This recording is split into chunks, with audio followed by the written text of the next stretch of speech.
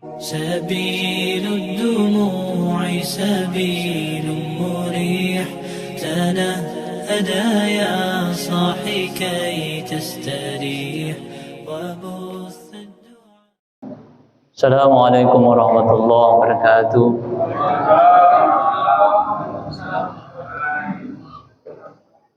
Alhamdulillah, Alhamdulillah, Alhamdulillah nahmaduhu wa nasta'inu nastaghfiruh wa nastahdi wa na'udzu billahi min syururi anfusina wa min sayyiati a'malina. May yahdihillahu fala mudilla lahu wa may yudlil fala hadiya lahu. Wa asyhadu an la ilaha illallah wa asyhadu anna Muhammadan abduhu wa rasuluh. Allahumma salli ala sayyidina Muhammad wa ala ali sayyidina Muhammad. Rabbi shrah li sadri wa yassir li amri wa hlul 'uqdatam min lisani yafqahu qawli. Bapak-bapak, ibu-ibu, tuan-tuan guru, para alim ulama, para asatiz, para muallim dan muallimah, alhamdulillah pada malam ke-26, pada malam hari ini Allah dengan sifat kamalatnya, dengan sifat kesempurnaannya, Allah telah menyehatkan tubuh kita baik secara zahir maupun batin. Kalaulah tidak karena sifat kamalatnya Allah Ta'ala, mungkin saja kita sibuk dengan aktivitas di rumah kita, sibuk dengan urusan pakaiannya untuk menyambut lebaran, sibuk dengan kue-kuehnya untuk urusan lebaran, sibuk juga dengan bagaimana memikirkan mau pulang kampung, sibuk juga memikirkan apa duit THR untuk cucu dan anak. Tapi dengan sifat kesempurnaan Allah Ta'ala panggil kita lagi masih ramai melaksanakan solat isya berjamaah sekaligus solat tarawih. Itu adalah nikmat iman yang tak bisa diperjualbelikan. Maka kita bersyukur kepada Allah. Apa itu nikmat iman, Ustaz? Nikmat iman salah satunya adalah yang tanpa kita sadari. Terkadang nikmat iman itu kadang kita berpikir hanya berbentuk materi, berbentuk benda, berbentuk barang. Tapi nikmat yang sesungguhnya adalah nikmat iman yang Allah tanamkan di dalam hati kita. Apa itu contohnya, Ustaz? Contohnya adalah Allah hadirkan kita berkumpul di rumah Allah Ta'ala ini. Itu nikmat iman itu, Bapak. Allah hadirkan kita berkumpul di rumah Allah Ta'ala. Satu, Allah hadirkan kita berkumpul. Yang kedua, Allah hadirkan kita i'tikaf di dalam masjid. Makanya ketika masuk ke dalam masjid, mulai dari gerbang masjid, niatkan nawaitul i'tikaf li sunnatin Nabi sallallahu alaihi wasallam. Ya Allah, aku berniat i'tikaf di rumahmu, mengikuti sunnah Nabi karena Allah Ta'ala. Apalagi Bapak Ibu, nikmat iman itu nikmat berjumpa kita dengan saudara-saudara kita seiman, berkumpul kita. Mohon maaf, terkadang si antara satu-satu kita gak saling kenal, tapi karena berkumpul di rumah Allah maka kita sering kenal. Apalagi Bapak Ibu, nikmat iman sejenak kita lebih kurang 2 jam di sini kita duduk untuk beribadah kepada Allah Ta'ala. Itu nggak bisa ditawar-tawar Bapak Ibu. Bukan merasa sombong, tidak. Tak bisa ditawar-tawar. Kita lihatlah bagaimana orang di luar sana sibuk mereka mengurus dunia ini. Tanpa mereka sadari bahwasanya dunia yang mereka kejar selama ini bisakah memberi manfaat kepada mereka nanti di akhirat? Wallahu a'lam. Bisa jadi dunia itu mencelakai mereka. Tapi ketika kita duduk sejenak 2 jam ini, bisa jadi ini saksi nanti di akhir kelak nanti di yaumil mizannya Allah Ta'ala. Ketika kita mau masuk ke dalam neraka, rupa-rupanya ada keluarga kita, ada sahabat kita yang berkumpul di sini. Itu dulu pernah duduk bersamaku di majlis ilmu, duduk di masjid Siratul Adha, maka ditarik saudara tersebut masuk ke dalam surganya Allah Ta'ala. Bagaimana caranya, Ustaz? Dengan amalan-amalan perbuatan kebaikan-kebaikan. Kemudian salawat berangkaikan salam kepada junjungan alam kita Nabi besar Muhammad Rasulullah sallallahu alaihi wasallam dengan lafaz Allahumma salli ala sayyidina Muhammad wa ala ali sayyidina Muhammad. Mudah-mudahan kita mendapat syafaat di yaumul kelak sekaligus mendapatkan haudnya Rasulullah. Apa itu haud? Air telaga baginda Rasulullah sallallahu alaihi wasallam. Rupa-rupanya Bapak Ibu pernah saya baca suatu riwayat, saya tidak menggurui dan tidak mengajari, sebelum kita masuk ke dalam surganya Allah Ta'ala ada namanya haud. Hawadha adalah telaga baginda Rasulullah. Artinya ada sebuah telaga di situ, minuman-minuman yang disuguhkan kepada ahli surga. Sebelum kita masuk ke dalam situ, maka kita mendapatkan haud tersebut. Minum dulu kita di situ untuk sejenak. Kenapa disunahkan? Kenapa seperti itu sejarahnya Bapak Ibu? Rupa-rupanya ada 6 fase atau 7 fase yang kita lalui nanti ketika untuk masuk ke dalam surga.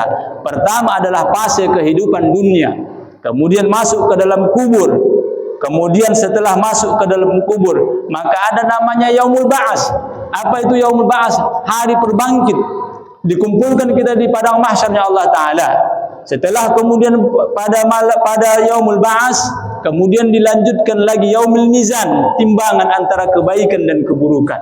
Teruslah di antara satu tempat ke tempat yang lain, jarak tempuhnya lebih kurang 500 tahun sampai 600 tahun lamanya. Bayangkan Bapak Ibu, satu fase ke fase yang lain lebih kurang 600 tahun dan 500 tahun perjalanannya. Ini bukan cerita bohong. Ini bukan cerita hayalan. Betul nggak disampaikan Ustaz ini? Bohong Ustaz. Enggak, ini sejarah, fakta dan hadis-hadis Nabi. Nah, banyak sekali hadis Nabi menceritakan itu, meriwayatkan tentang itu. Satu fase lebih kurang 500 tahun. Kalaulah melihat kondisi amal ibadah kita, mungkin kurang bekal kita. Makanya nanti di suatu fase ada sebahagian saudara kita tersenyum-tersenyum dia, ada yang tertawa, ada yang melanggeng perjalanannya. Kenapa? Karena bekal kita dalam satu fase sampai ke 6 fase itu nggak sampai dia. Mungkin fase ketiga kita sampai. Nah, disitulah nanti prosesnya lambat lagi nanti. Bapak Ibu, orang-orang tua kami yang dimuliakan Allah Subhanahu wa Ta'ala, bukan itu yang mau kita bahas pada malam hari ini. Nanti kita lanjutkan kajian-kajian kita ke depannya bagaimana nanti proses itu nanti. Tapi pada malam hari ini saya sangat senang dengan judul yang diberikan oleh pihak BKM tentang sedikit menyinggung perasaan juga, agak sedikit menyakitkan. Orang yang tidak puasa tak layak berhari raya. Memang betul itu Bapak Ibu. Sekarang masalahnya yang tak puasa itu yang banyak laju lebarannya. Nah, itu yang bahaya itu. Ya, banyak laju lebaran, banyak THR-nya. Memang agak keras juga itu, apanya itu, menyinggung juga itu. Macam tadi saya lewat tadi di Masjid Al-Ahmad itu ada pengumuman. Solatlah engkau di belakang imam sebelum engkau disolatkan depan imam. Tersinggung juga, merasa sakit juga ini pikir. Kadang-kadang ada tulisan-tulisan itu menyinggung perasaan kita. Sebagaimana dikalamkan oleh Habib Umar rahmatullah alaih, sesuatu tulisan itu menyakitkan di hatimu, itulah nasihat sesungguhnya. Tapi kalau sesuatu itu nasihat itu menyenangkan hatimu, membuatmu bahagia, itu bukan nasihat, itu musibah itu Bapak Ibu. Sehat Bu? Sehat Bu? Sehat? Sehat kan Pak? Sehat? Capek juga sudah 25 puasa ini, capek terasa. Lumayan panasnya, lumayan kondisi udaranya sedikit panas. Tapi karena iman, kemarin hari pertama sampai hari 10 rasa-rasanya ingin berbuka puasa kita Bapak Ibu, karena capek, lelah. Tapi karena Allah teguhkan iman kita, Allah kuatkan hati kita, mulailah masuk 15 puasa, 16, 17 bertahan kita dalam keimanan kita.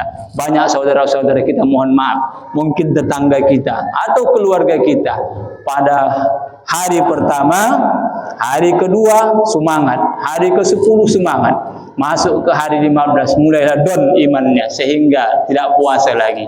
Nauzubillah min dzalik. Makanya kemarin kita sampaikan ada dua model manusia ini tentang puasa ini Bapak Ibu. Pertama, model manusia ketika datang puasa Ramadan senang hatinya, bahagia kan di hatinya. Saya ulang-ulangi kaji, senang hatinya. Masuk pertengahan Ramadan sudah menggerutu hatinya. Lambat kali lebaran ini bah, mau dipakai ini baju lebaran ini. Nah, gitu satu model manusia.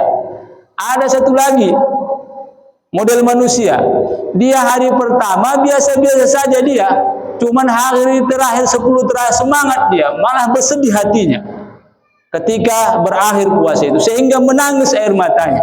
Maka itulah yang kedua, itulah kalau bisa di hati kita. Artinya di akhir-akhir Ramadan ini bisa menangis hati kita bahwasanya tinggal beberapa hari lagi akhir puasa itu akan pergi meninggalkan kita.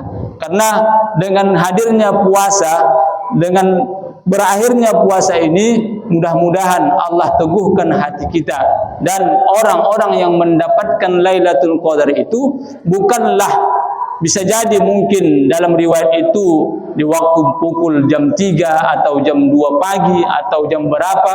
Kalau di dalam riwayat yang dijelaskan para alim ulama itu bersujudnya pohon kepada kita, kemudian bersujudnya tumbuh-tumbuhan, tapi sesungguhnya bukanlah itu. Sesungguhnya orang yang mendapatkan Lailatul Qadar itu adalah terus-menerus beribadah sampai tahun depan. Itulah orang yang mendapatkan Lailatul Qadar itu. Mereka terus menjalankan ibadah, menjalankan kewajiban mereka tidak tinggal. Sehingga di tahun-tahun akan datang Allah pertemukan kita di bulan Ramadan nanti. Demikian yang dapat kami sampaikan. Mohon maaf tuan-tuan guru, para alim ulama, para asatiz yang telah mendengarkan kajian kita pada malam ke-26 ini. Mudah-mudahan apa yang kita sampaikan menjadi nasihat kepada penyampai dan menjadi nasihat juga kepada kita semuanya. Tidaklah berdiri ini lebih baik daripada penyampai, bisa jadi orang yang mendengarkan itu lebih baik. Mohon maaf kalau ada kalam-kalam saya, kata-kata saya yang buruk dan menyinggung perasaan Bapak Ibu. Itulah kelemahan manusia, sebagaimana Nabi telah bersabda, al-khoto'i wan nisyan sifatan lil insan. Salah dan lupa adalah sebahagian dari sifat manusia.